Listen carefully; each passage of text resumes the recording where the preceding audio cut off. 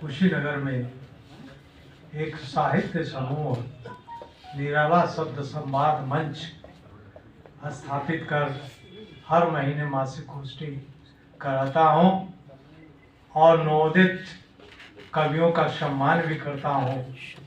बाहर से आगंतुक कवियों का भी सम्मान करता हूँ। उसके तरफ से मैं आप सभी को इस लखनऊ की सरजमी पर स्वागत वंदन अभिनंदन करता हूँ।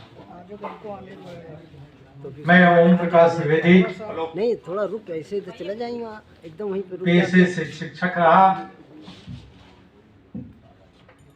वर्तमान में अवकाश प्राप्त हूँ, फिर भी निःशुल्क शिक्षा का दान कर रहा हूँ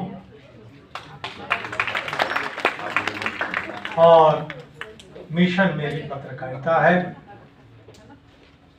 1979 से पत्रकारिता से जुड़ा हुआ हूँ, अद्यतन जारी है।